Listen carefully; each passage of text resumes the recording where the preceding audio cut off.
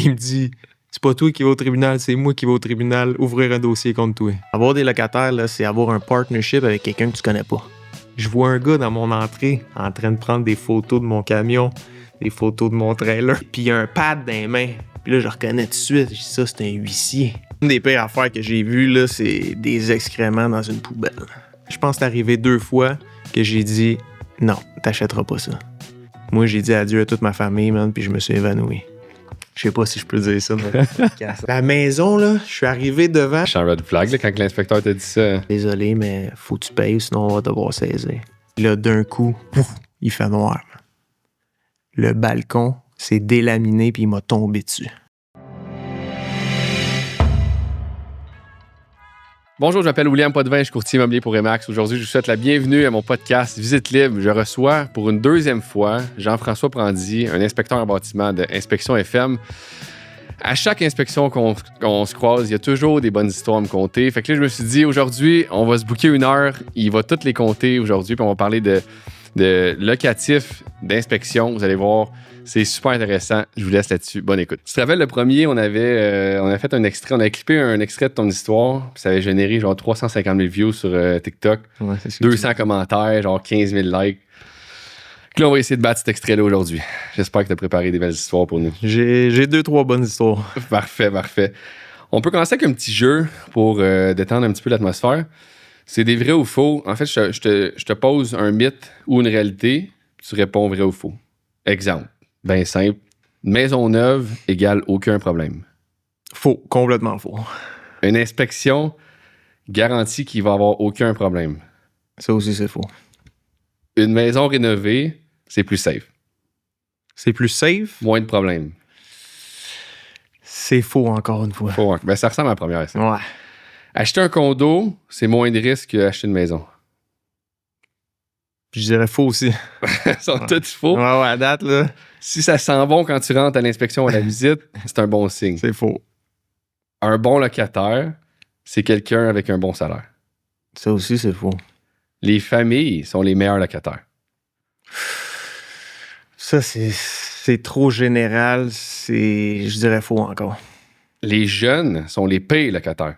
Même chose. Ça aussi, c'est faux. C'est trop une généralité. Puis je peux pas me fier non plus juste à ce que moi j'ai entendu ou mon expérience personnelle pour faire une généralité. Fait que je dirais c'est faux. Les animaux détruisent les logements. Ouf, ça, j'aurais tendance à dire que c'est vrai. c'est un proche de vrai. Ouais, Les rénovations augmentent toujours la rentabilité. c'est faux. C'est faux, hein? Ils sont tous quasiment faux, sauf... Ouais. Y en a-tu un là-dedans que tu t'es dit OK, je peux pas juste répondre vrai ou faux, faut que je donne plus d'infos, là. Ben, là, les jeunes, c'est les pires locataires ou avoir un bon salaire, ça fait en sorte que c'est quoi? C'est un bon locataire aussi? Ou c'est le meilleur critère, c'est un bon salaire, quelque chose comme Ouais, ça? un bon locataire égale quelqu'un avec un bon salaire. Non. Non, hein? Un bon locataire, là, c'est quelqu'un qui est respectueux. Je pense que c'est la qualité qui est primordiale pour être un bon locataire. Encore là, il faut aussi que tu sois un bon propriétaire pour avoir une bonne cohérence entre locataire et propriétaire. Mais le salaire, c'est sûr que dépendamment du type de logement que tu as, ça a une importance, là, bien entendu, mais tu veux qu'il paye. Tu veux aussi pas non plus l'égorger. Ça aussi, c'est une question qu'on pose aux locataires des fois qui peuvent les rendre un peu inconfortables. En fait, l'idée, c'est pas de savoir combien nécessairement ils font, mais c'est aussi pour évaluer si ils vont être très serrés à la fin du mois à cause que le loyer prend une trop grande... dans ce cas-là, c'est le loyer qui va prendre le bord dès que... Oui, puis l'idée de ça, c'est que les gens puissent vivre quand même. Là. Faut que les gens puissent faire des activités. Il faut aussi compter nourriture, électricité, déplacement, assurance, voiture. Fait que le salaire a une importance, mais c'est pas le seul critère, bien entendu. Là. OK. Ben écoute, là, au podcast aujourd'hui, il y a 2 parties. Une partie plus locatif, puis une partie plus inspection. Là, on rentre un petit peu dans la partie locatif. Puis, on a plein de questions là-dessus, là, mais on parlait des critères de choisir un locataire. Sur 10 locataires, il y en a combien qui sont problématiques? Sur 10, là, j'ai l'impression que tu vas pogner au moins un sur 10. Fait qu'il doit y avoir un 10% de... Puis là encore, je parle de mon expérience personnelle à moi. 10%, c'est pas si pire. Je pensais que c'était plus. Non, moi, j'ai eu quand même beaucoup de chance à date avec mes locataires. J'ai eu quelques incidents là, qui se sont moins bien déroulés avec certains, mais habituellement, si tu fais ton... Ah, c'est ça, c'est parce que tu files bien, puis tu as un processus pour les choisir avant. Exact. On fait une petite enquête pré-location qu'on appelle, là, vérifier justement le salaire, le travail, depuis combien de temps ils font ce travail-là. Est-ce qu'ils ont déjà un appartement ailleurs, puis que là, ils changent de place? Est-ce qu'ils ont des bonnes références? Il y a un paquet de choses qu'on vérifie. On vérifie s'ils ont des dossiers au tribunal administratif du logement déjà ouverts. On vérifie aussi c'est quoi le litige qu'il y avait eu au tribunal. Des fois, ça peut être un dossier que c'est eux-mêmes qui ont ouvert. Des fois, ça peut être un dossier que c'est leur ancien propriétaire qui a ouvert. Fait que tout ça a une importance. On vérifie aussi les dossiers criminels, voir s'il n'y a pas eu des antécédents, violence, vol, ce genre de choses-là qui, à mon avis, à moi, fait en sorte que c'est un no-go si jamais tu...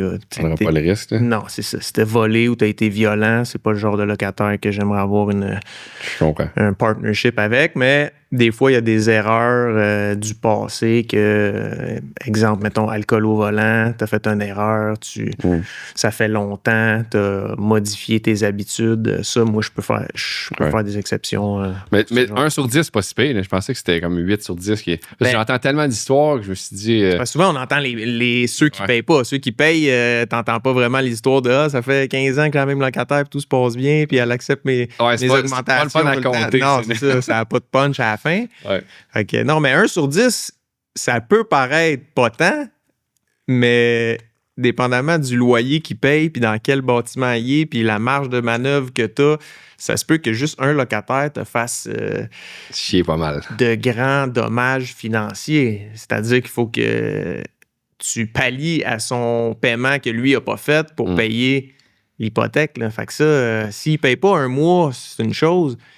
Mais s'il ne paye pas pendant 8 mois, 10 mois, un an... Il scrape le logement. Puis si en plus, il scrape le logement, fait qu'imagine le bill que ça... Ouais. C'est quoi justement la pire chose que tu as vue en rentrant dans un de tes logements? Je sais pas si je peux dire ça dans le podcast. Non. Une des pires affaires que j'ai vues, là, c'est des excréments dans une poubelle. Ça, des excréments d'humains? Ouais. Pas un de ces animaux? Non. Ça, moi, ça m'a... Ça m'a jeté à terre, là. Elle se plaignait que ça sentait bizarre. Mais sa toilette ne fonctionnait plus? Ou? Non, elle fonctionnait. J'étais allé vérifier ça, justement. Je me suis demandé qu'est-ce qui... Gars, j'ai pas eu de détails, j'ai pas demandé de détails. Mais ça, c'est une des pires affaires que j'ai vues. Puis, tantôt, tu m'as posé une question concernant les animaux. Les animaux, souvent, ils créent des dommages, là, que ce soit les chiens, les chats. Les chats peuvent paraître plus subtils, plus gentils, là, les chats, mais l'urine de chat, là, ça a une forte odeur, très difficile à faire partir. Surtout sur un plancher, mettons un plancher flottant, là, qui est un matériel qui l'absorbe. Oui, exactement. Puis que t'as bien beau laver, relaver, rincer, relaver, ça sent. Fait que là... On le voit aussi dans les maisons, là, souvent peut-être les chiens, c'est quand ils graffinent le plancher de bois franc. Mais le bois franc, l'avantage, c'est que ça se ressabre. Il y a un coût à ça, bien entendu, là. Il y a un coût à ça, mais ça se ressabre. Tandis que... Mais les chiens, il y a des chiens là, qui mangent des cadrages de porte, ou qui jappent, qui dérangent les voisins. Qui jappent. Moi, ça, c'est une des raisons pourquoi, habituellement, j'accepte pas les chiens dans mes logements. C'est justement parce que dans les multilocatifs, quand tu as des voisins en bas, sur le côté ou en haut, un chien qui... Surtout, en plus, maintenant, il y a beaucoup de gens qui travaillent à la maison. Fait que s'il y a un chien qui est là toute la journée, puis que le voisin est là aussi toute la journée, puis qu'il y en a un qui jappe, qui dérange là. Fait que c'est une très mauvaise cohabitation. Si tu loues des maisons entières, puis qu'il n'y a pas de voisins, ça, c'est une autre affaire, là, mais... C'est plus stressant que les gens pensent, avoir du locatif, ou... Je dirais pas stressant. Demandant. Je dirais pas que c'est plus que les gens pensent, parce que je pense que les gens, ils pensent déjà que c'est demandant. Avoir des locataires, là, c'est avoir un partnership avec quelqu'un que tu connais pas. Puis que tu as rencontré 1 ou 2 fois, quelques minutes à peine, puis souvent, on a tendance à montrer le beau de ce qu'on est. Fait qu'on montre pas nécessairement nos défauts, on montre nos qualités. Donc, c'est quand même demandant. J'ai certains locataires, moi, qui sont zéro demandants. En plusieurs années, là, ils m'ont appelé 1 fois, 2 fois pour des trucs vraiment mineurs, genre une lumière, un encastré qui marchait plus ou un truc de même. Mais j'ai des locataires, des fois, qui m'écrivent genre le déneigeur n'est pas passé. Là. Il est 2 h du matin. Si j'avais un. C'est ça, mais peu importe l'heure, là, moi, je n'aurais pas l'horaire du déneigeur. Là. Puis parlant du déneigeur, j'en ai une bonne à te conter. Vas-y. J'ai été, moi, victime d'une fraude. J'avais même pas pensé à te conter ça. J'ai jamais entendu ça. Cet hiver, moi, je faisais affaire avec un déneigeur depuis 3 ans maintenant. Le même déneigeur que je payais 2 fois par année. Une fois au mois d'octobre, je pense, une fois au mois de janvier. Puis là, cette année, il m'a dit ceux qui payent en un paiement ont 15% de rabais, je pense, ou 20% de rabais. Fait que là, je me suis dit, ça vaut le coup de. Un peu pour le pourcentage de rabais, mais aussi pour le fait de j'aurais pas à repenser à repayer. Ouais. Je vais le payer un coup. Fait que là, je le paye un coup. Ma locataire, comme 2 semaines après, elle m'écrit là, t'as-tu vu dans le journal, c'est sorti. Je dis non, j'ai pas vu. Il dit le déneigeur a déclaré faillite. Il fera pas notre entrée cette année. Là, je suis là pas sérieuse. Là, je vais vérifier. Je vois le même article qu'elle. Je vais vérifier sur le registre des entreprises. Puis le gars, il a fait faillite. Il est parti avec l'argent. Il a floué des centaines de clients. Je sais pas si c'est avec la même technique que moi de si tu payes au complet. C'est classique. Les gros exit scam. Ouais, le pire, c'est que j'avais déjà entendu cette façon de. Cette stratégie de frauder-là. Mais vu que je faisais affaire avec depuis 2-3 ans déjà, j'ai pas levé la garde. Je me suis fait avoir, j'ai payé au complet. Ah oui, tu sais pas, là. Puis il est jamais venu. Puis là, moi, je loue mes logements déneigés. C'est dans le bail. Là, essaye de trouver un autre déneigeur. J'appelle là, on n'a plus de place. Parce que là, je suis pas le premier. T'sais, tous ceux qui se sont fait flouer ont dû appeler les déneigeurs. Puis dans un secteur précis, il n'y a pas 15 déneigeurs là, d'habitude. Il y en a 2, des fois, il y en a 3. Mais ça a dû coûter cher, là. J'ai pas réussi à trouver de locataires. De déneigeurs. C'est quoi t'as fait? J'ai dit à mes locataires, malheureusement, il va falloir pelleter cette année. Man. Qu'est-ce que tu veux faire? C'est ça. Tu vas faire les déneiger tous tes logements. J'étais coincé, mais là, il va falloir que je leur fasse une petite compensation financière. Là. Je suis en discussion avec eux justement à ce sujet-là, mais je n'ai pas de tracteur, moi, fait que je peux pas, je peux pas le faire pour toi. J'étais de bonne foi, là. J'ai payé, moi, en plus, j'ai payé au complet, là. Ouais. Puis j'ai payé en plus virement bancaire. Ouais, tu peux pas le revoir. Hein. Non, au lieu de faire, là, j'ai appris que si je fais un crédit. Exact. Paiement à carte de crédit, là, il y a une façon il y a une chance de pouvoir bloquer le paiement. Ouais, ça s'appelle, en anglais, c'est chargeback. Là, en tout cas, tu peux contester la transaction, puis tu as une plus grande protection qu'une carte de crédit. Fait que là, ça m'a appris que les prochains paiements. Ou ils ont peut-être acheté un tracteur. Non, je vais refaire confiance, mais.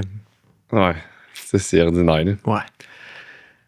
C'est quoi une chose qui peut faire refuser un candidat ou un locataire instantanément? Il arrive, mettons, tu rencontres une fois, puis en 1 minute, tu le sais que non, ça passera pas. Là. Écoute, il y a quelques facteurs mais il y a un truc qui me vient en tête. À un moment donné, j'ai eu un couple qui sont venus. En fait, non, c'était même un trio. C'était un trio. Un trio ouais, couple? Je pense que c'était un troupe. OK. Ouais, excuse, c'était pas clair, là. Oui, c'était 2 gars avec une fille. Puis ils voulaient louer un logement. Puis déjà, troupe, tu vois ça rarement, là, tu sais. Puis là, les deux... le gars, il m'a dit, moi, j'ai pas de job pour l'instant. Je suis à la recherche. La fille, elle a dit, je suis en congé de maternité, fait que moi non plus, je travaille pas. Déjà là, moi, je n'avais entendu assez. Tu sais, 2 sur 3 qui ne travaillent pas déjà. Ça part mal. Ça part mal. Fait que ça. Mais souvent, moi, ce que je fais, c'est. Je regarde le véhicule. Pas nécessairement le type de véhicule. Je regarde à l'intérieur du véhicule la propreté du truc. Ça, c'est une des choses que je regarde. Ça, c'est un petit secret tip. c'est pas une généralité, mais souvent, la façon que tu entretiens, puis là, il y a peut-être du monde qui vont dire non, non, moi, chez nous, c'est propre, mais mon char, c'est le bordel. Mais souvent, quand dans ton char, c'est le bordel, souvent, dans ta maison, ça risque d'être le bordel. En tout cas, c'est le truc que moi, j'associe. Est-ce que c'est vrai? Ben, je pense qu'il y a quand même un lien, mais comme tu dis, c'est pas tout le temps, là, parce que je connais du monde qui c'est tout le temps décrissé dans le char, mais chez eux, c'est tout le temps propre. Mais il doit y avoir quand même un bon ratio de... En voulant dire plutôt, si ton véhicule est propre, plus ça. Si ton véhicule est propre, ça me fait présager que tu risques de garder un logement propre. C'est plus ça. Tu prends soin de tes autres choses, tu as plus de chances de prendre soin du logement. C'est un peu le lien que je fais. C'est pas à toute épreuve, mais aussi les fumeurs, ça me crée un blocage là, de faire confiance à des fumeurs, même s'il y en a qui disent je fume juste dehors, je fume pas en dedans. Ça sent pareil. Là. Souvent, des fois, quand il fait fret, le monde, ils font des petites exceptions en dessous de la fan. Puis ça peut déranger les voisins aussi. Absolument. Ben, il disait, je pense avant la pandémie, là, si tu perdais un énorme pourcentage, depuis que tout se vend facilement, je pense que ça se vend pareil, mais avant la pandémie, là, tu perdais un énorme pourcentage de la valeur si les acheteurs rentraient puis ça sentait la cigarette. Puis encore aujourd'hui, je visite avec des acheteurs des fois puis ils me disent on rentre puis tu as une draft de cigarette puis tout de suite c'est un nom, là, peu importe, c'est un bon prix, c'est rénové. C'est difficile à faire partir cette odeur-là quand les gens ont fumé pendant plusieurs années, mais es-tu d'accord qu'il y en a de moins en moins de fumeurs et de fumeurs intérieurs de maison? Là? Moi, j'en vois de moins en moins. Quand je fais mes inspections, c'est plus rare qu'avant. La cigarette a perdu beaucoup de popularité, ce qui est une excellente chose là, au Québec. Là, forcé d'admettre que les publicités, je pense, du gouvernement, puis les paquets de cigarettes avec des images, puis les cigarettes qui sont plus visibles comme dans le temps, là, il y a 25-30 ans. C'est dégueulasse, un paquet de cigarettes. Mais avant, tu les voyais partout, puis les marques étaient alléchantes. Ouf. Oh, je vais baiser le micro. On reste droite. Ça prenait un gars manuel pour ça. Non, c'est juste que j'avais une meilleure angle que toi. Tu l'aurais vu aussi. Anyway. Mais ouais, tant mieux si les gens ils sont de plus en plus en santé. Puis que les maisons sont moins affectées par cette odeur qui est si difficile à faire partir. C'est pas impossible, là, mais... je pense que Calinette, ils ont je sais pas si c'est vrai, là, mais ils ont comme un produit que tu laisses une machine, tu laisses 3 jours dans ta maison, puis tout le monde s'en va, animaux, personne dans la maison. Puis... parce que c'est risqué pour la santé, ça. C'est une affaire toxique, là. C'est sûr, là, mais... Est-ce que ça marche à 100%? J'ai jamais personnellement vu un avant-après, mais ça doit aider beaucoup. Là. J'imagine que tu dois combiner aussi avec un bon nettoyage des murs. Puis après tout ça, une petite couche de peinture, 2 couches avec un primer, ça doit aider. Là, on a souligné un point important dans les histoires de locataires. Tu avais commencé à me conter une histoire, ton histoire la plus choquante. Tu avais commencé à me la conter, puis on s'est dit, arrête ça, on va se booker 1 heure. On va parler de ça autour d'une caméra, puis... Ça c'est... Attends, je vais prendre une petite... ça part. Celle-là va être bonne, Fort. Non, mais... C'était tellement bon que je t'ai dit, arrête, on va continuer ça au studio. C'est une histoire avec un locataire qui a eu plusieurs retournements de situation. Tout a commencé le 9 août 2024, okay? Quand il y a eu des grosses pluies en fou là, pendant, je pense, 2 heures, il est tombé au-dessus de, je me souviens plus, comme 80 mm de pluie. Je suis plus sûr des chiffres, là, mais en tout cas, il y a plu un bon coup. Il y a eu beaucoup d'inondations, d'infiltration d'eau dans des bâtiments au Québec. Puis, il y a un de mes logements qui a été touché par une des infiltrations d'eau. Tout ça pour dire, mon locataire m'informe de ça, il y a de l'eau au plancher. OK, on va aller voir ce qui se passe. Le lendemain, on va jeter un coup d'œil. Il y a de l'eau, OK, parfait. Plan A, assécher l'eau qui est là. Mettre des ventilateurs, ouvrir les murs. Fait que 24-48 heures après l'incident, je m'occupe de faire ça parce que les assurances étaient tellement débordées. Ils répondaient même pas au téléphone. À cette époque-là, là, les 24 premières heures, j'ai pas réussi. J'ai pas attendu pendant 4 heures. Moi, je suis pas si patient. Là, après 20 minutes au téléphone, je raccroche. Là. m'en occuper, là, tu sais. Ouais. Fait que j'ai chanceux, j'ai un ami contracteur que je salue d'ailleurs, Dave, qui m'a prêté ses fans, déshumidificateurs, en tout cas. Fait que je suis allé ouvrir les murs, enlever quelques petites sections de plancher pour assécher rapidement. Après ça, je cédule avec mon entrepreneur des travaux de reconstruction. Avant tout ça, je discute avec mon locataire. L'eau est rentrée par où? C'est où que tu as vu ci? C'est où que tu as vu ça? Je me rends compte qu'il y a une gouttière qui s'est défaite, une rallonge. Il y a tellement plus intense, il y a une rallonge qui s'est déconnectée.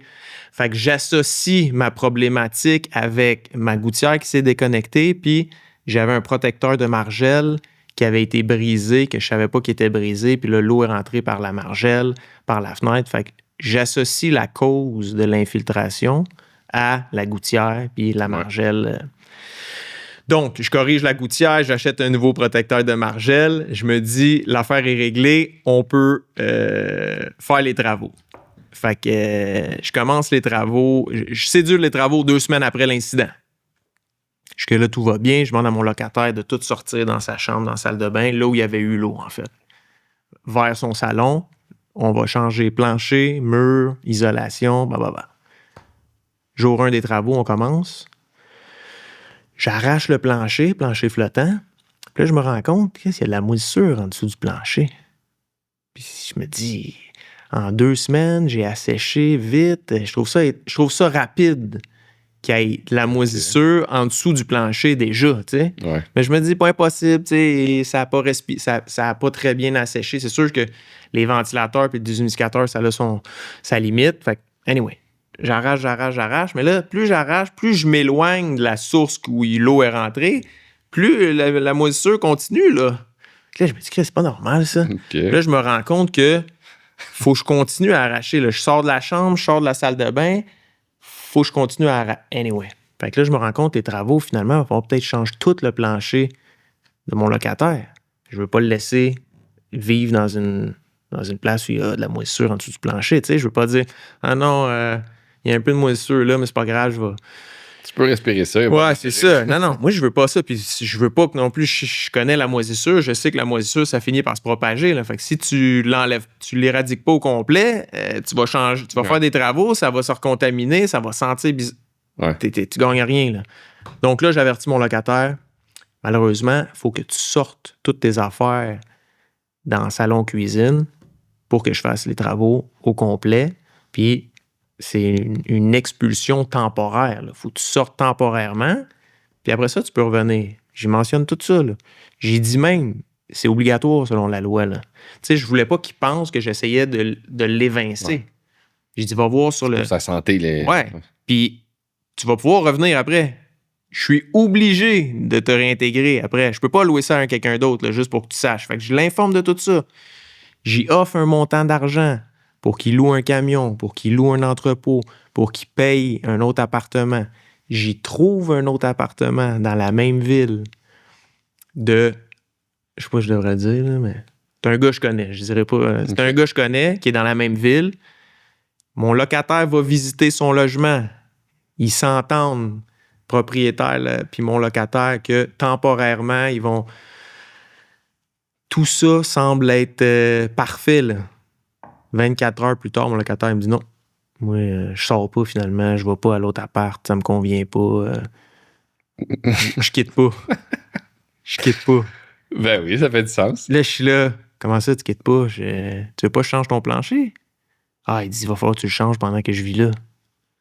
Mais je dis, en plus, toute sa chambre est rendue dans le salon. Imagine le bordel là, qu'il y a là. Toute sa chambre est rendue dans le salon. Fait que là, il y a des divans, il y a la télé, il y a son lit. Son lit à côté du four. Je peux pas changer le plancher si le plancher c'est rempli. Là. Il y a des trucs jusqu'au plafond. Là, je comprends pas, man, comment... Je comprends pas. Je suis saisi là, de ton nom, je veux pas partir. En tout cas, j'ai dit, je vais le laisser réfléchir 24 heures. Fait que là, on arrête les travaux. On était jour 2. Là. Jour 1, on avait commencé à arracher.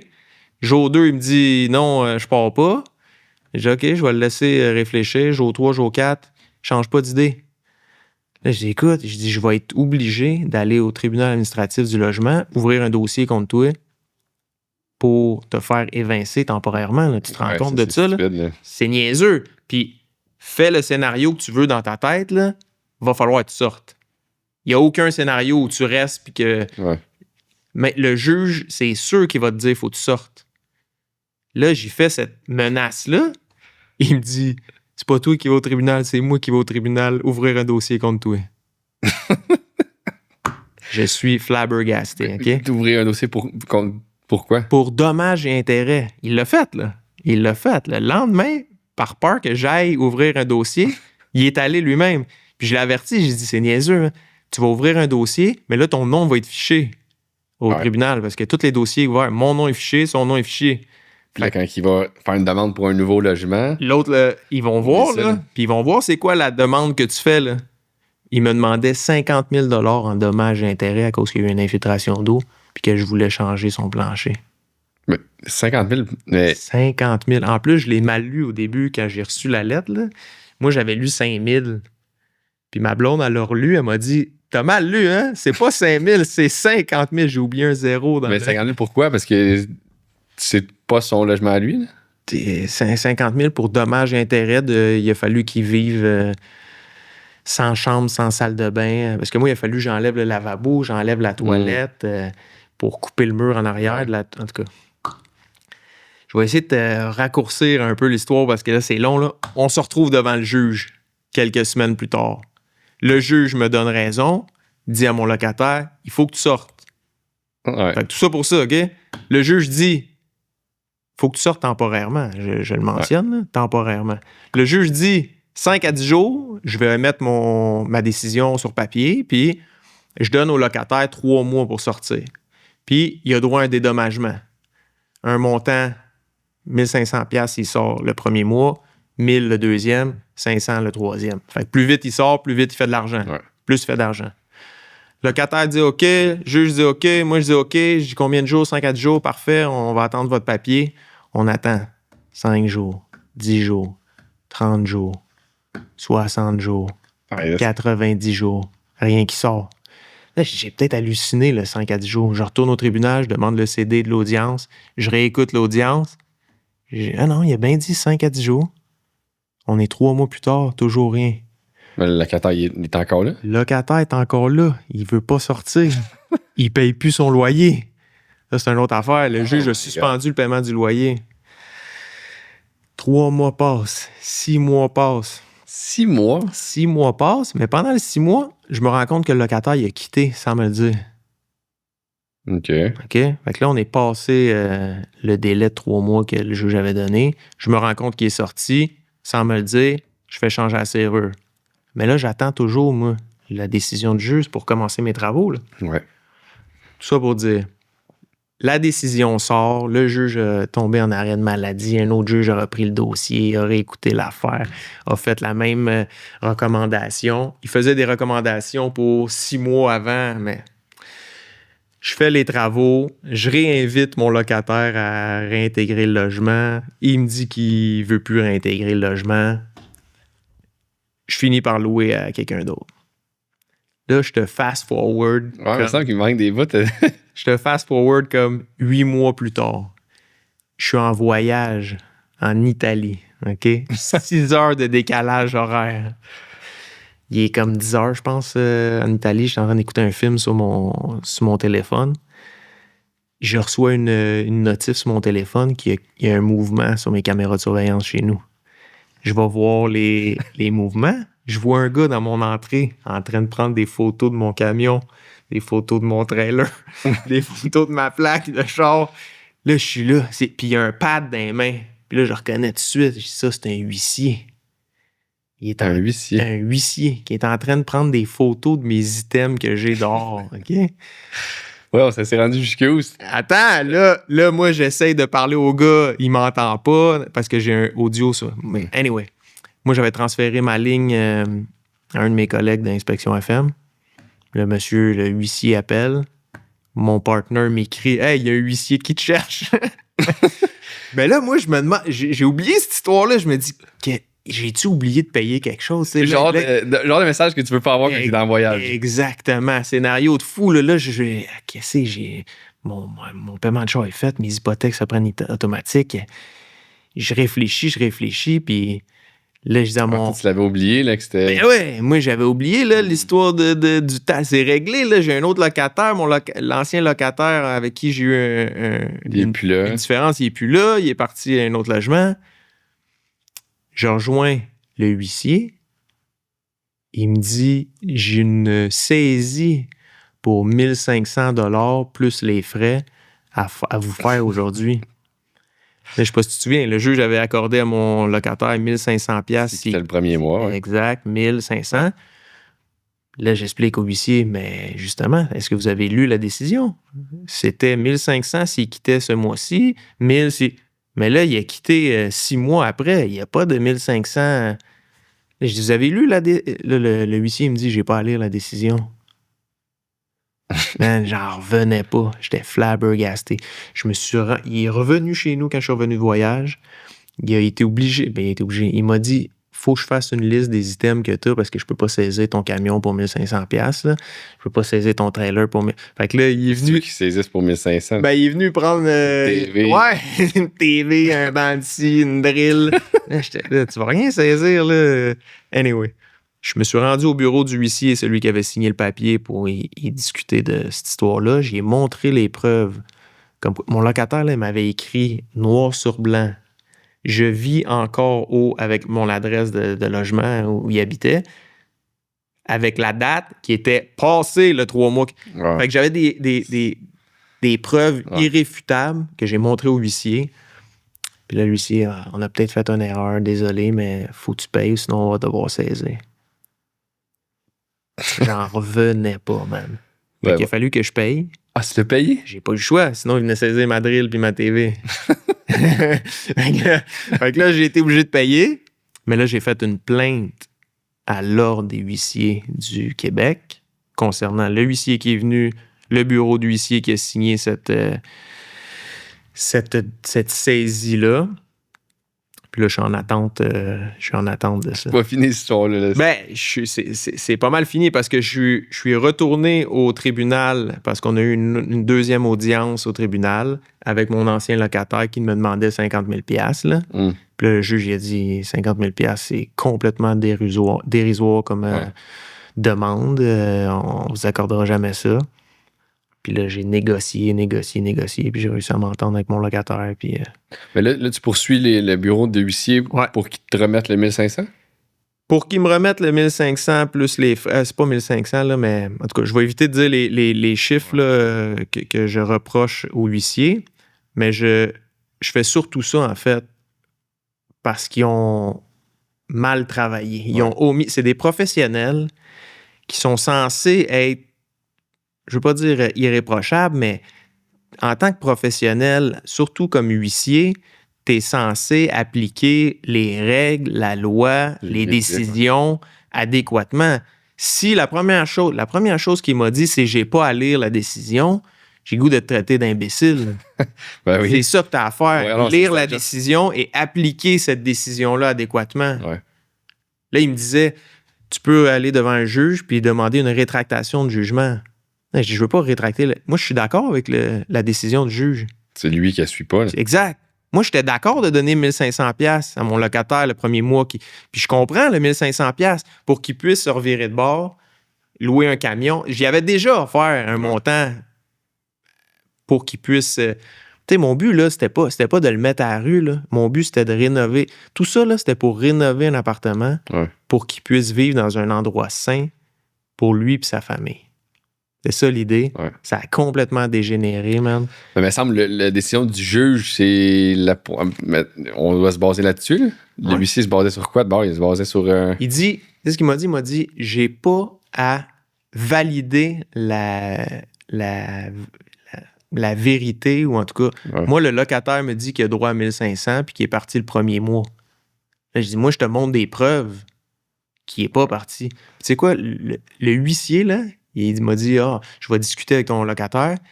Il m'est revenu avec, ouais, c'est vrai. Il m'a dit qu'il n'est pas parti le premier mois. Là, je suis là, il vient de t'avouer qu'il t'a menti. Ils viennent de te dire, j'ai menti. Puis là, tu me reviens avec, oui, là, au lieu de 1500, tu pourrais payer juste 1000. Ben ouais, puis toi, t'as la preuve noir sur blanc, là. C'est quoi, J'en revenais pas, man. J'en revenais pas. Ça n'a pas de bon sens, là. Mais là, il a jamais fini par lire la décision du juge en disant, je vais appliquer ce que le juge qui est... Non, il a dit... Qui est la loi, là. Moi, on m'a dit qu'il a tenté de... J'ai fait une offre, j'ai réussi à négocier un montant inférieur aux 1500 plus les frais. Il a quand même fallu que je paye, là. Fait que si on veut faire de l'argent, il faut engager ce huissier-là. Là. On dit, hey, ce gars-là, il me doit 50 000, il va saisir son char. Puis il dit, j'ai pas à suivre ce qui est. Pas de décision de jugement. J'en revenais pas. Fait que, tu sais, puis en plus, je suis pas calé en droit. C'est ma première expérience au TAL. C'est ma première expérience de saisie avec un huissier qui voulait me saisir. Tu sais, moi, j'ai toujours payé mes affaires à temps. Fait qu'en tout cas, tout ça a complètement dégénéré, man, pour une histoire que j'étais de bonne foi. Mon locataire, il a eu peur possible. Je sais, j'arrive pas à m'expliquer là, qu'est-ce qui a fait en sorte qu'il a shifté de même. Soit il a eu peur, soit c'est un imbécile, littéralement. J'aime croire qu'il a eu peur. OK, fait que quand tu disais un locataire sur 10, c'était lui. Si à chaque 10 locataires, t'as une histoire de même, oublie ça, là. Non, moi je suis fait pour ça. J'arrive à gérer ça. J'ai le tempérament pour gérer ça. Bon, là, non, je suis calme. J'aime penser que je vais arriver à négocier avec quelqu'un. Des fois, ça se passe pas comme je pensais. Je tente de négocier, puis les gens voient pas comment moi je vois la situation.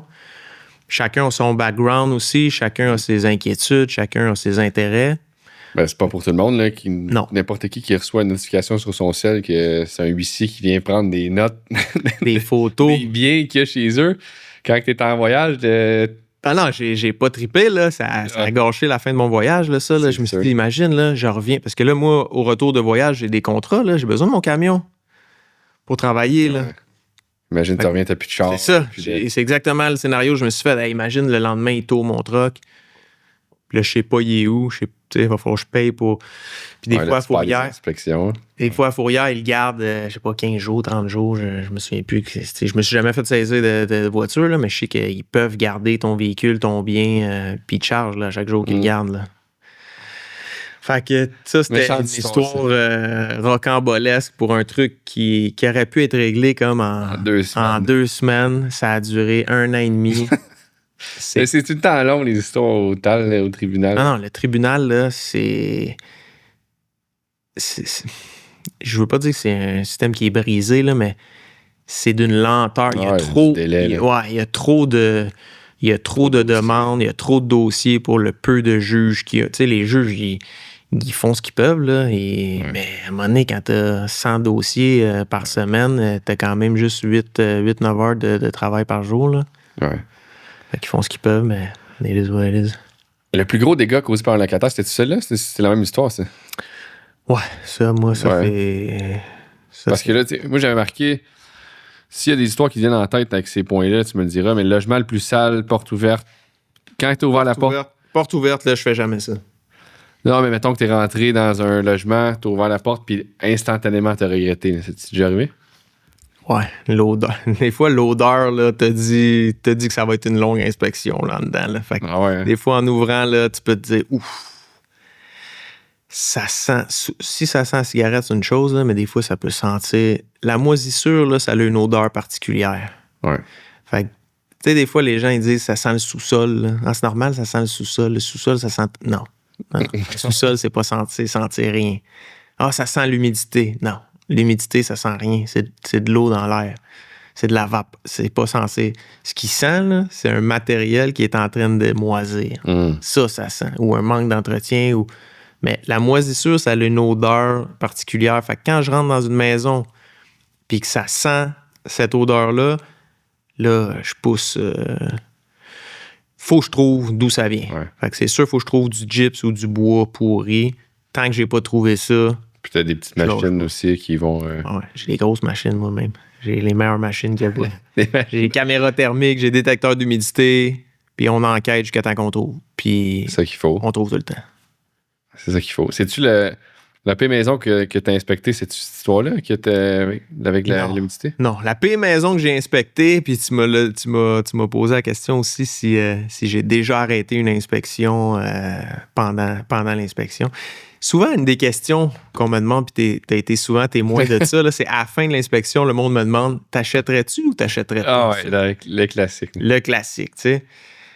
Puis comme tu le sais, moi, je réponds jamais « oui, j'achèterais » ou « non, j'achèterais pas ». Jamais je réponds ça, pour plusieurs raisons, dont 2 importants. De 1, je sais pas c'est quoi le prix entendu. Parce que ça se peut que ce soit un bon prix, là. Puis des fois, je dis à la blague à mes clients, si la maison est à vendre 150 000, si tu l'achètes pas, moi l'acheter, moi. C'est une blague, là, mais en voulant dire, puis le chiffre est grandiose pour juste montrer, là, tout dépend du montant que vous êtes entendu. Parce que moi, quand on m'engage, là, je suis jamais au courant du prix, des conditions. Du prix, exactement, des conditions, du prix, puis du projet en tête. Des gens là, qui achètent une maison à 400 000, ils ont déjà 50 000 de budget pour faire des rénaux. C'est un tout autre projet que si tu achètes une maison à 400 000, puis que tu as 400 000, tu n'as pas une scène de plus, tu n'as pas d'argent pour faire le toit, tu n'as pas d'argent pour faire le projet. Ce que tu cherches, tu as un clé en main, en fait. Fait que ça, moi, je suis jamais au courant de ça. Fait que je demande toujours à mes clients à la fin, ça dépend du projet. Puis la vraie question qu'ils doivent se poser, c'est pas si moi j'achèterais ou moi. Ce que moi je ferais, tout le monde s'en fout. Là. C'est pas important, ça. Est-ce que vous êtes à l'aise avec tout ce que je vous ai montré aujourd'hui, tout ce que je vous ai dit aujourd'hui qui devrait être modifié, amélioré ou corrigé? C'est ça la vraie question. Est-ce que vous êtes à l'aise avec ça? Est-ce que vous avez le budget puis le temps à allouer à faire ces, des fois, petites réparations-là, petites améliorations-là, ou des fois des gros travaux ou des grosses améliorations? Mais, fait que dans toutes les inspections que tu as faites, c'est jamais arrivé que tu as dit non. Non, c'est ça. C'est déjà arrivé que j'ai dit à mes clients, puis je pense que c'est arrivé, en 15 ans, là, je pense que c'est arrivé 2 fois que j'ai dit non, t'achèteras pas ça.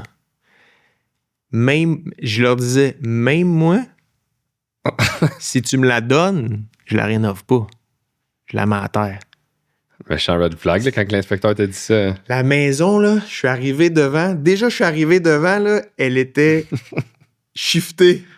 Puis là, je me suis dit, c'est peut-être l'effet d'optique de la neige, parce c'était à la fin de l'hiver, il y avait des bancs de neige pas égales, la rue était un peu escarpée. Fait que je me suis dit, c'est peut-être l'effet d'optique qui a l'air croche, tu sais. Fait que là, je commence mon inspection, mais là, je me rends compte, le mur extérieur latéral qui était porteur, là, il était craqué horizontalement. Fait que la maison était en train avait craqué, puis elle shiftait, là.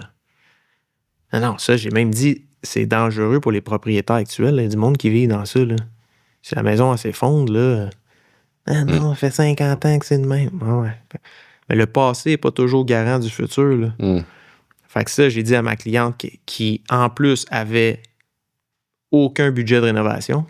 Fait qu'elle m'a dit, moi, j'ai dit, oublie ça. Ça, c'est pas la maison qu'il vous faut.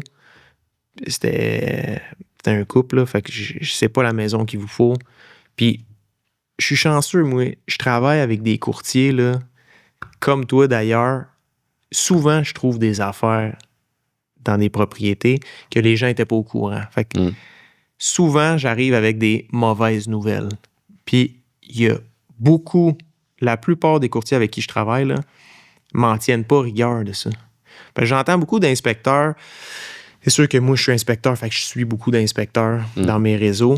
Puis il y a beaucoup d'inspecteurs qui se plaignent de courtiers qui disent « les courtiers me réfèrent plus, les courtiers m'ont mis sur une blacklist, les courtiers atténuent toujours les problématiques que je sors. » Moi, les courtiers avec qui je travaille, là, des fois, là, je brise leur vente.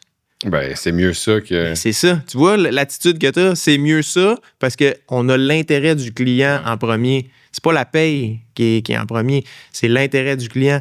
Puis si c'est pas celle-là, là, on va continuer à magasiner puis on va trouver la bonne. Ouais. C'est ça que les courtiers avec qui je travaille là, ont comme attitude. Si c'est pas celle-là, ça sera une autre. Puis, ou s'il y a une problématique, on va mettre un montant là-dessus puis on va voir, es-tu à l'aise de poursuivre si on a ce montant-là pour réparer cette situation-là. Exact. Fait que je dis souvent à mes clients, moi, tout se corrige. presque tout se corrige. Il y a un ou deux trucs qui sont... Sauf la maison qui est... Ouais, ça se corrige pas. Puis il y a un type de moisissure aussi qui est très, très difficile à éradiquer. Là, fait que ça peut être problématique. Mais non, je suis 100% d'accord, mais c'est mieux de dire au client, écoute, c'est pas la bonne, tu vas finir par en trouver un autre, que de le laisser s'embarquer dans des travaux qu'il y a pour 200 000, puis juste pour avoir ta commission ou ta paye, puis là, 2 ans plus tard, t'as plein de problèmes.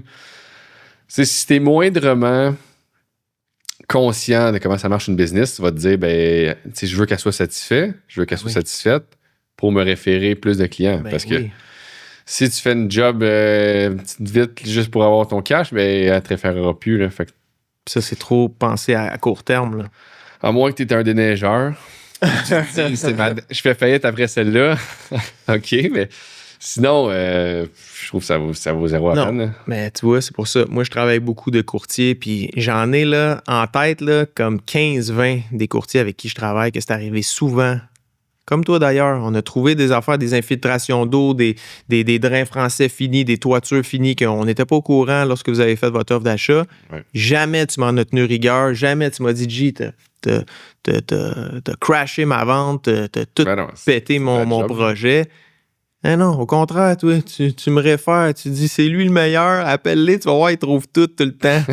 Fait que moi, c'est ça qu'il faut, là. Oui, mais moi, je suis reconnaissant. Juste te le dire, je suis reconnaissant de travailler avec des courtiers qui ont ça à cœur, l'intérêt du client, puis qui m'en tiennent pas rigueur, parce que moi, j'entends souvent des inspecteurs se plaindre de courtiers qui voient pas ça comme ça, puis que toi, t'as brisé mon rêve. Non, j'ai pas brisé ton rêve. J'ai sorti une situation qui était présente, visible, que là, tout le monde est au courant, puis là, on peut adresser ça. Puis personne ne se retrouve avec un mal de tête, puis un problème qui coûte de l'argent, puis qu'il est tout seul à payer après, là. Puis justement, tu mentionnais des problèmes qu'on voit pas pendant une visite. C'est quoi les plus gros red flags que tu peux voir pendant une visite ou à une inspection? Ben, les gros red flags... Tu parlais parce que tu as mentionné tantôt odeur. Odeur au sous-sol. Ben, je veux pas dire red flag, mais des choses importantes à considérer, c'est quand, à mon avis, les frais de ces travaux-là sont importants puis ils n'augmentent pas nécessairement une valeur. Je t'explique. Mettons, refaire un drain français puis mettre une membrane sur une fondation, là, c'est pas sexy à faire comme projet. Ça coûte plusieurs dizaines de milliers de dollars habituellement. Tu vas pas aller récupérer ça. C'est ça augmente pas. Si tu mets 30 000 sur ton drain français et ta membrane, la maison ne prendra pas nécessairement 30 000 Ouais. Par contre, tu vas pouvoir avoir la tête tranquille quand il mouille à Sio ou qu'il annonce des précipitations comme moitié verglas, moitié eau, des gels rapides, peu importe, tu vas avoir la tête tranquille. Est-ce que ça vaut 30 000 $? Moi, je trouve que dépendamment puis avec le prix des bâtiments maintenant, moi, je trouve que ça le vaut. Parce que moi, dans mes bâtiments maintenant, il y a 3 choses primordiales que soit je remplace ou soit que je m'assure que c'est en parfaite condition. C'est toiture, plomberie, puis drain français avec membrane. Parce que ça, c'est ce qui va causer encore plus de dommages. Exactement. Surtout, moi, dans ma situation, c'est que je fais souvent des rénovations internes aussi. Fait que j'optimise l'intérieur. Fait que je veux pas prendre un risque d'abîmer cet intérieur-là que je fais. Puis j'ai déjà fait une erreur, moi, j'ai refait le toit, j'ai refait la plomberie, mais le drain français, c'était compliqué parce que j'avais pas beaucoup de marge sur les côtés avec les voisins, j'avais des clôtures. Fait que là, j'étais là, non seulement ça va être coûteux, mais ça va être compliqué à faire parce que c'est restreint comme espace. En plus, la terre que je creuse, il va falloir que je la charrie ailleurs. Tu sais, c'était tellement tête que... Puis j'ai cheapé là-dessus. Je l'ai pas fait. Mais ça, là... Écoute, ça aussi, c'est une bonne histoire. on va finir là-dessus parce qu'il te reste 5 minutes. Ça, c'est une histoire choquante. Ça a failli me coûter la vie. Vas-y, j'écoute ça. Je me rends compte qu'il y a de l'eau qui rentre dans une partie, justement, que j'ai pas refait de membrane, j'ai pas refait le drain français.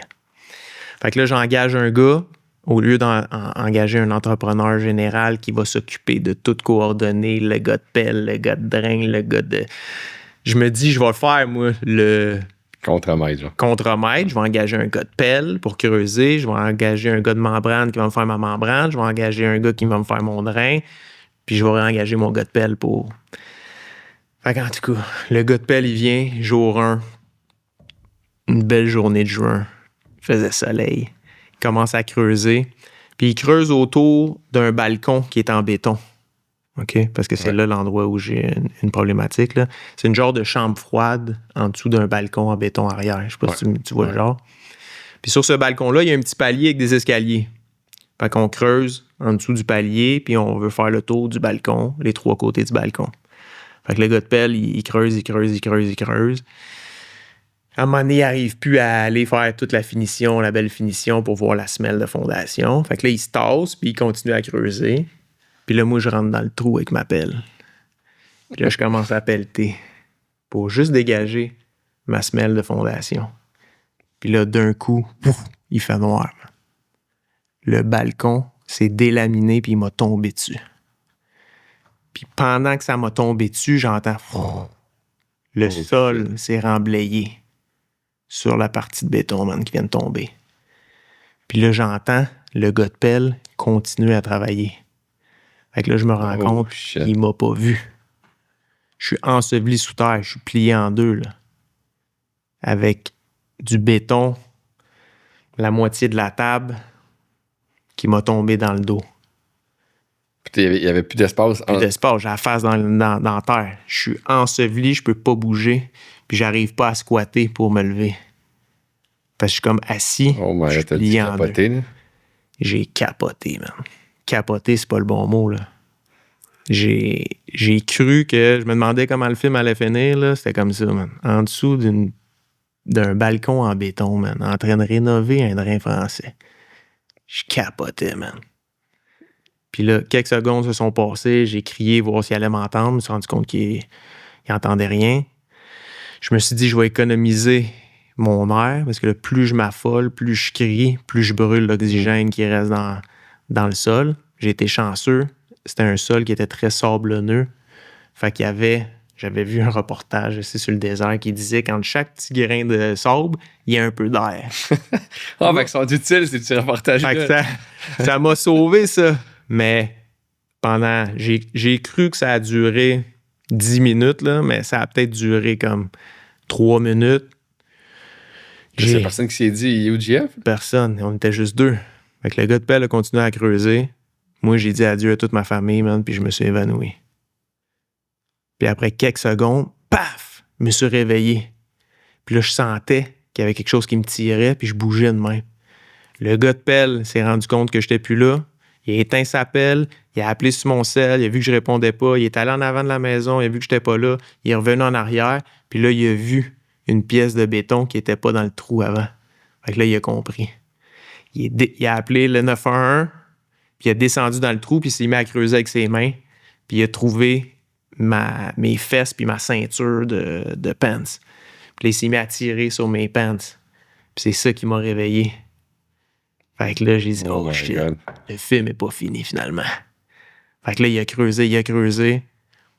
Les pompiers sont arrivés, j'ai resté enseveli pendant à peu près 1h30 de temps. Les pompiers sont arrivés, ils ont mis des jacks hydrauliques en dessous de la dalle, ils ont levé la dalle, ils ont creusé en dessous de moi, puis j'ai réussi à me déplier. Puis après, ils m'ont sorti. J'ai passé 1 semaine à l'hôpital. J'étais paralysé, le bras paralysé, bras gauche paralysé, les 2 jambes paralysées parce que j'ai resté plié trop longtemps. Mais les jambes, c'est revenu là, dans la même journée. Puis là, je suis arrivé à l'hôpital, il était 15 à m'attendre, man, à l'urgence. Scan, ils m'ont injecté de l'iode pour voir. En tout cas, ils ont fait un paquet de tests. Le docteur, il a dit, t'es le gars le plus chanceux des malchanceux. Il n'y a rien de pété, t'as aucun organe d'atteint. Tu réponds, tu sembles pas avoir manqué d'oxygène trop longtemps. Tout est beau. Il y avait juste mon bras qui était paralysé. J'avais des blessures au bras, à la tête, dans le dos, là, mais tout ça, c'est réglé. C'était quand, ça? C'est arrivé en 2023, 14 juin 2023. Fait que ça, man, c'est arrivé. Après ça, j'ai fait de la réhabilitation. parce que j'arrivais plus à ouvrir ma main, j'arrivais plus à ouvrir le poignet. Fait que j'ai fait Frôler la mort, là, carrément. Frôler la mort, man. J'ai passé à ça. Si mon gars de pelle s'était pas rendu compte de ça, il s'appelle Pat, justement. Je remercie Pat. Il m'a sauvé la vie. L'équipe de pompiers qui m'ont sauvé aussi, qui sont descendus dans le trou, man, qui ont... Toi, tu t'es fermé les yeux puis tu t'es dit... moi, j'ai dit adieu à ma blonde, à mes parents, à mes sœurs. Puis, je me suis endormi. Je me suis évanoui là en perdant l'oxygène peu à peu. Je me suis fini par m'endormir. Je me suis pas rendu compte du moment où ça s'est passé, mais... Fait que je suis sorti du trou à 10h30, puis on avait commencé à creuser genre 8h30. Fait qu'à 9h, mettons, c'est arrivé. Fait que j'ai resté 1h30 de temps coincé en dessous. Après ça, la rehab, pendant 2, 3, 4 mois, ma main est revenue. Puis là, après ça, il m'a resté un pas pire choc post-traumatique. Là. C'est sûr, là. Man, les premières nuits à l'hôpital, je voulais pas dormir parce que j'avais peur de me rester coincé dans un rêve que j'étais encore en dessous de ça, tu sais. J'avais peur du noir, je voulais pas dormir. C'était fou, là. Ça a passé avec le temps, mais la peur du noir, je parle, là, j'ai réussi à dormir dans le noir après, là. Puis j'avais de la misère. À un moment donné, c'est arrivé, ma blonde, elle s'est couchée sur moi dans mon dos. Puis j'ai eu une petite panique qui s'est installée. Puis ça, j'ai pas trippé, là. Pas pantoute. Puis à l'occasion, quand je conduisais mon char ou quand j'étais concentré à faire, ou pas concentré à faire quelque chose, ces images-là revenaient. C'était désagréable, là, au bout. Puis là, je me suis dit, il faut que j'arrive à combattre ça. Tu sais ce que j'ai fait? C'est là que j'ai commencé le jiu-jitsu. C'est ça qui t'a fait commencer le jiu-jitsu? m'a fait commencer le jiu-jitsu. Puis ça, il n'y a aucun des gars au dojo qui sont au courant puis ils n'ont pas écouté le podcast. Fait que c'est pas grave. Mais ça, je voulais pas en parler aux gars parce que je voulais pas qu'ils me pas qu'ils me prennent en pitié, mais que je voulais pas qu'ils me... C'est quoi, qu'ils me managent, là. Je veux pas qu'ils fassent « on va faire attention, G est magané, là. » Non, je suis là pour ça, man. Fait que là, avoir des gars de 250 livres qui me smashent, man, en dessous de... qui essayent de me choquer, que je vois plus... je vois tout noir. Ça t'aide. Ça m'a aidé, là. Là, aujourd'hui, j'ai plus aucun problème à me faire smasher, là. Des gars qui me défoncent. Je me fais encore défoncer, man, à chaque entraînement. Puis j'ai plus ces sentiments-là de panique, ni en faisant du jiu, surtout ni quand je conduis mon char puis que je repense à cette histoire-là, puis je suis capable de la raconter. Là. Au début, là, quand je suis arrivé à l'hôpital, j'ai dit à ma blonde, je veux pas qu'aucun de mes amis vienne, je veux pas que mes parents ils viennent à l'hôpital, je veux pas raconter l'histoire. Ouais. Tellement que j'étais traumatisé, t'imagines? Tout ça, man, c'est fini adéquatement bien, mais ça a été un choc. Ben, je suis content que tu sois encore en vie, Jeff. Merci, man. Moi aussi, je suis content. On va finir là-dessus parce que là, la prochaine fois, il va falloir se booker 2 heures là, parce que première fois aussi, ça a fait ça. On n'a pas le temps de passer tout ce qu'on avait parlé. Mais... J'ai trop parlé un peu, non? Ben non. C'est des bonnes histoires. Puis écoute, merci de ta présence puis de tes infos, tes histoires. Toujours un plaisir. Merci à toi.